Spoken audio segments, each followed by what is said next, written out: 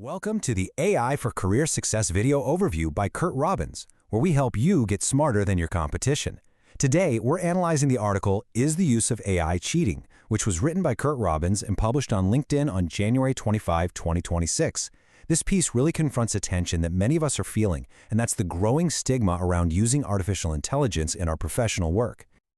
So here's how we're going to deconstruct this topic. We'll start with the cheating accusation itself. Then we'll look at the argument for focusing on the final product over the process. After that, we'll get into why human expertise is still absolutely critical, place AI in a historical context, and then, finally, arrive at a professional verdict. Okay, so let's dive into the core of the issue. This accusation that leveraging AI is, well, a form of professional dishonesty. And this isn't some abstract debate. It's a real sentiment that people are running into every day. This is the fundamental question, isn't it? As the article points out, there's a pretty strong stigma that's developed around AI-assisted content, with a lot of people equating its use with a lack of effort or even a lack of integrity. And to show just how tangible this stigma is, the author shares some direct examples he's received. A comment like this implies that if AI was involved, the work is somehow less valuable or even deceptive.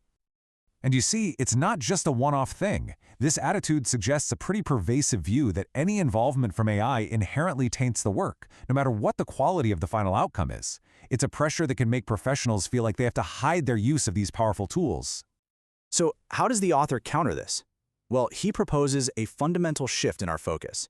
He argues that we should stop worrying so much about the tools and start judging the work on the quality of the final result. The argument is really quite straightforward. What matters more, the process or the product? The end goal should be to create accurate, helpful content that serves its audience. How you get there is really secondary to the quality of that deliverable. Robbins uses a great analogy here with consumer products. Think about it. When you buy a toaster, you care that it toasts your bread reliably. You don't really care if it was assembled by a human or a robot. The argument is that we should apply that same practical standard to professional content.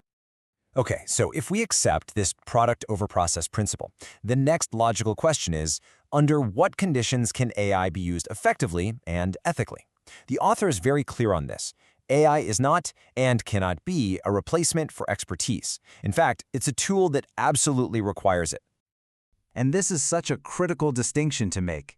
AI is a fantastic assistant for generating a first draft, but what it produces is not a final publishable asset.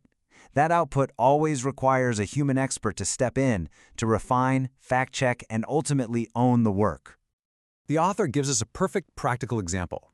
He says he could easily use AI to write articles for plumbers. It's a huge audience. But here's the problem. He doesn't know anything about plumbing. So he would have no way to know if the AI was hallucinating or generating advice that was inaccurate or even dangerous.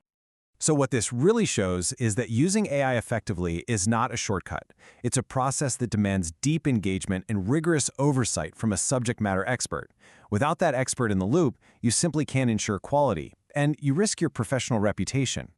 All right, now let's broaden the perspective a bit and see how AI fits into the historical context of other technologies we use at work.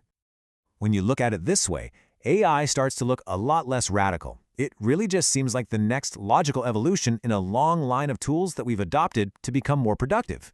From spell check to Google search, we've always embraced technology to enhance our efficiency. A commenter on the original article, Adam Bernardi, summed this up brilliantly. The ethical question isn't about whether we use AI, but how we use it.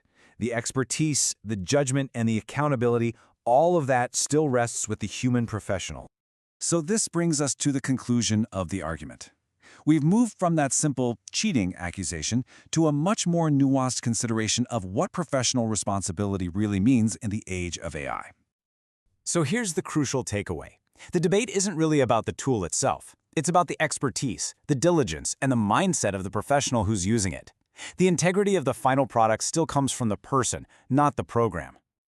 The article ultimately leaves us with this question. It shifts the focus away from a simple, is it cheating, binary, and toward a much more complex evaluation of our own professional responsibility. The verdict isn't about the technology, but about how we, as professionals, choose to wield it effectively and with integrity. This is where we teach you AI and help you get smarter than your competition. I hope you'll subscribe to the AI for Career Success YouTube channel, and if you found this overview valuable, please like, comment, and share it to help us reach a wider audience. Thank you for watching.